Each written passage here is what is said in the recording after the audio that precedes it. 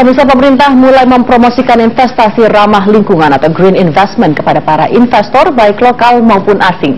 Pemerintah pun menetapkan target pertumbuhan investasi hijau sebesar 20%. Bagaimana upaya untuk mendorong masuknya investasi ramah lingkungan untuk Indonesia?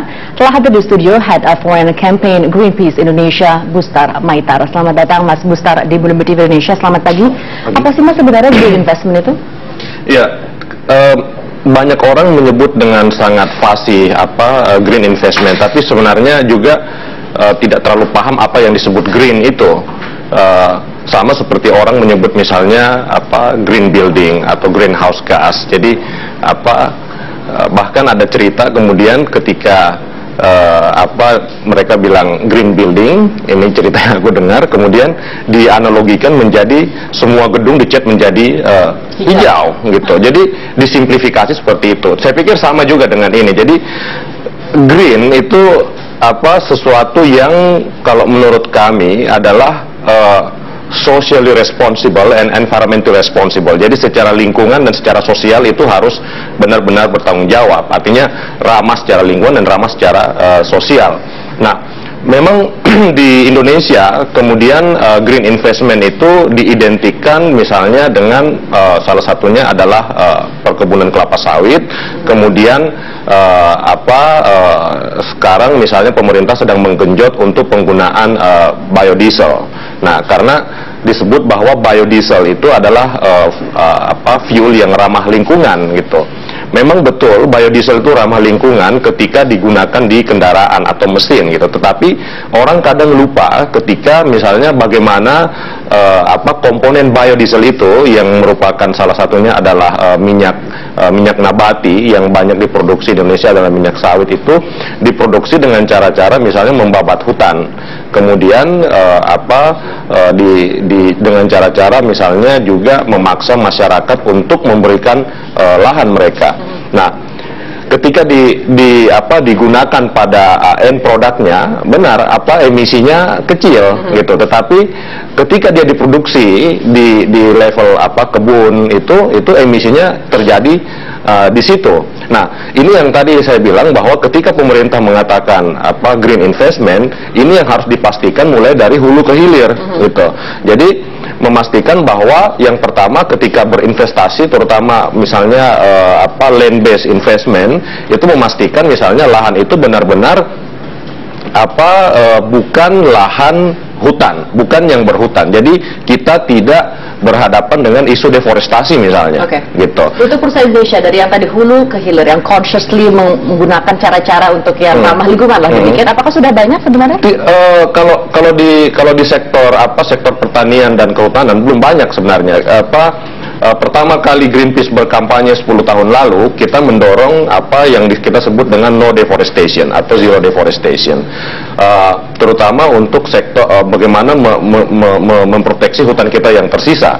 Baru 4 tahun kemudian atau 5 tahun kemudian setelah Greenpeace berkampanye panjang dan sebagainya, salah satu perusahaan Indonesia, Golden Agri Resources, perkebunan kelapa sawit milik Sinarmas, berkomitmen bahwa mereka mau mengimplementasikan no deforestation dan juga socially responsible. Itu pertama kali. Kemudian diikuti oleh salah satu perusahaan juga milik Sinarmas, Asia Pulp and Paper, kemudian diikuti oleh Wilmar International dan lain sebagainya. Saat ini yang kalau kita bicara konteks Indonesia untuk perkebunan kelapa sawit dalam konteks no deforestation baru 5 perusahaan yang berkomitmen untuk no deforestation itu, dan juga menerapkan cara-cara yang bertanggung jawab terhadap masyarakat di sekitar kebun mereka, dan satu perusahaan kehutanan yaitu Asia Pulp and Paper. Jadi belum banyak. Itu pun dalam level implementasinya itu mereka masih struggle juga bagaimana mengimplementasikan ini. Belum lagi struggle-nya lebih kemana? Apakah cost-nya terlalu tinggi untuk ramah lingkungan itu? Saya pikir kalau cost itu tidak terlalu soal buat mereka ya. Tapi yang dari tadi seperti yang disampaikan, insentif hampir tidak ada, bahkan dukungan dari pemerintah. Misalnya gini, dalam satu kebun perusahaan melakukan identifikasi yang disebut misalnya high carbon stock atau high conservation value forest misalnya. ketika mereka bilang oke, satu kawasan ini mereka tidak akan buka untuk jadikan kebun kelapa sawit dan mereka akan proteksi sebagai bagian dari integrated plantation management mereka, pemerintah mengatakan kamu tidak menggunakan lahan itu dan lahan itu harus dicabut dan diberikan ke orang lain. Jadi dukungan pemerintah untuk membangun integrated management juga yang diikuti dengan kegiatan konservasi itu juga belum ada gitu. Bahkan kebijakan itu masih saling tumbang tindih. Ini sebenarnya juga yang kemudian disampaikan oleh Greenpeace dan juga banyak kelompok civil society, bahwa pemerintah harus melanjutkan apa yang sudah dimulai oleh Presiden SBY sebelumnya untuk moratorium. Nah, moratorium ini sebenarnya bukan untuk menghentikan semua, tetapi menghentikan pembukaan hutan yang baru dan lain sebagainya, dan mereview izin-izin yang sudah ada dan memperbaiki kebijakan. Karena banyak sekali misalnya pemerintah pusat bilang iya, pemerintah daerah bilang tidak, atau sebaliknya. Sinkronisasi tadi kebijakan pemerintah pusat dan pemerintah daerah, apakah mungkin itu bisa menarik untuk investor asing? Katakan investor perusahaan Indonesia saja belum begitu banyak melakukan green investment. Betul, misalnya gini, pemerintah pusat bilang oke, you must do green investment and green approach di setiap investment yang kamu lakukan. Pemerintah daerah bilang nggak usah pusing dengan itu, yang penting kamu invest, uang datang dan masyarakat di daerah situ bisa kerja. Jadi ini menurut saya yang perlu disinkronkan ketika kita bicara green investment itu. Dan kalau menurut saya juga pemerintah harus melihat green approach ini secara keseluruhan, tidak bisa parsial gitu. Karena bagaimanapun kata-kata green ini kan untuk menolong kita bagaimana kita bisa hidup berdampingan dengan lingkungan dan sosial gitu. Indonesia adalah salah satu penghasil emisi gas rumah kaca terbesar di dunia gitu. Kalau kita mengikutkan deforestasi di situ dan land use change misalnya. Dan ketika kita bicara perubahan iklim, artinya pemerintah juga harus melihat itu secara keseluruhan. Yang saya lihat sejauh ini misalnya pemerintah juga sangat gencar mendorong investasi misalnya PLTU, menggunakan batu bara untuk memproduksi energi misalnya. Nah, sementara batu bara ini juga, itu yang tadi saya bilang, jejak kerusakannya itu merusak lingkungan ketika dia diproduksi. Kemudian ketika dia digunakan itu menghasilkan emisi gas rumah kaca yang sangat besar. Artinya tidak sinkron gitu. Harusnya yang pemerintah dorong bagaimana mendorong green investment juga di bidang renewable energy, sehingga sinkron antara kehutanan, kemudian energi dan sektor lain itu satu paket gitu, melihatnya secara menyeluruh gitu. Oke, kita akan membahas ini dengan energi terbarukan, namun setelah jeda berikut. Pemirsa, tetap bersama kami di Spirit Business.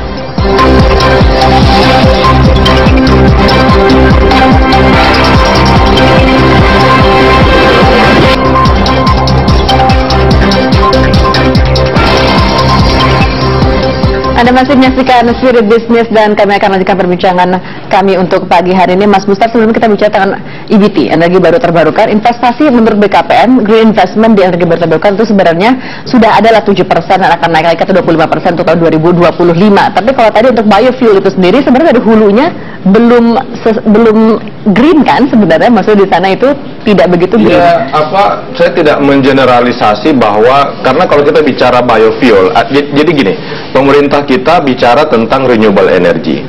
Yang dibicarakan tentang renewable energy itu ada beberapa hal. Salah satunya adalah biofuel, ya kan? Energi terbarukan seperti tenaga matahari, kemudian geothermal dan lain sebagainya itu belum terlalu dibicarakan. Yang paling sering dibicarakan saat ini adalah biofuel. Karena Indonesia merupakan salah satu yang terbesar memproduksi minyak sawit, dan pemerintah merasa bahwa Indonesia punya potensi besar untuk menghasilkan biofuel, dan pada kenyataannya sekarang kita dalam kondisi krisis fuel juga, ya kan? Krisis saya bilang karena harga naik terus juga gitu. Nah, pemerintah kemudian menargetkan untuk memasukkan komponen biofuel itu untuk menggantikan komponen fuel yang selama ini ada gitu. Dan tentu sawit menjadi komponen utama di situ. Nah, persoalannya adalah ekspansi perkebunan sawit di Indonesia itu juga belum sepenuhnya green gitu.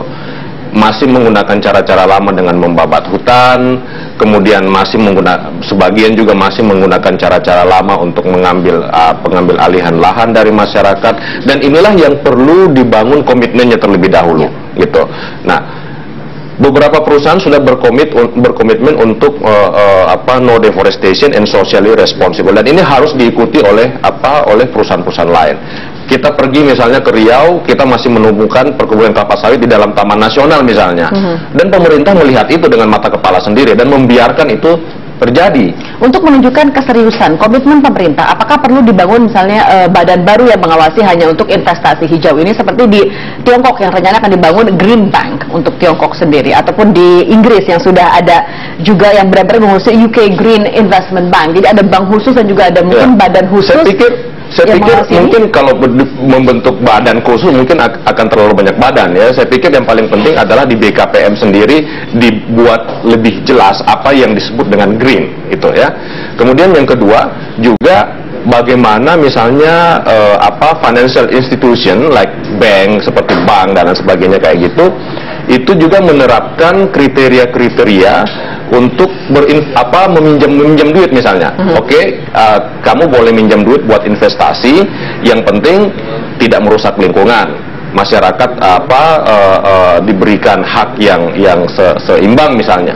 Dan ini berkembang sebenarnya di Eropa dan Amerika. Banyak bank juga yang sudah menerapkan kriteria yang kuat, misalnya bank hanya mau berinvestasi di sebuah investasi baru ketika perusahaan itu bisa menjamin bahwa investasinya tidak merusak lingkungan dan secara sosial responsibel. Green financing itu ya, sepertinya belum di Indonesia. Nah, itu yang saya bilang tadi, itu juga yang harus didorong gitu, sehingga ketika orang mencari sumber pendanaan atau industri mencari sumber pendanaan, ada requirement juga yang diberikan oleh financial institution untuk mengakses pendanaan itu. Nah, itu yang tadi saya bilang harus dipikirkan oleh pemerintah secara satu paket secara menyeluruh, sehingga ketika bilang dukungan finansial, pemerintah bisa bilang ada bank kita di Indonesia siap untuk memberikan dukungan finansial, tapi harus memenuhi kriteria 1, 2, 3, 4 itu misalnya.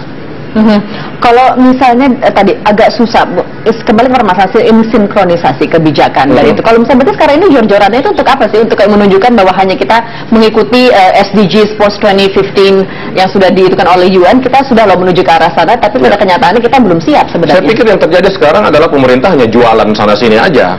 Itu tanpa punya konsep yang kuat apa isi jualannya itu gitu.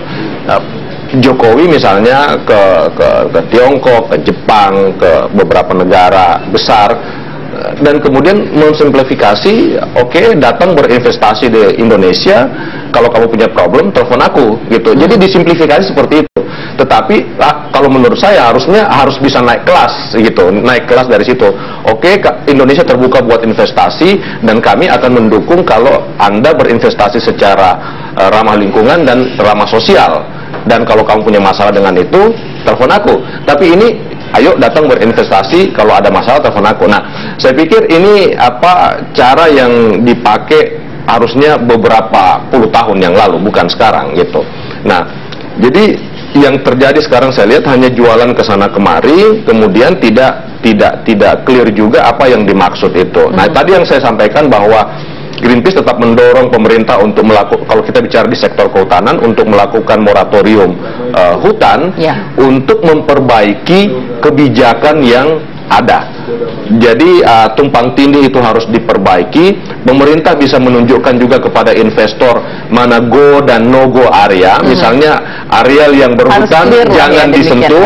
Ini ada areal yang degraded, disinilah kamu berinvestasi. Nah, ini juga sampai sekarang menurut saya belum clear. Dan kalau misalnya ini belum clear, ada 93 juta hektar hutan Indonesia yang terancam dengan kebijakan jual sana sini yang dilakukan oleh pemerintah sekarang ini. Oke, Mas Busat, terima kasih atas kehadiran studio Bloomberg TV Indonesia, dan pemirsa Spekulasi masih akan kembali bagaimana sejumlah sekuritas memproyeksikan pergerakan indeks harga saham gabungan di peragaan hari ini. Nantikan ulasan selengkapnya bersama Pangeran Punce sesaat lagi.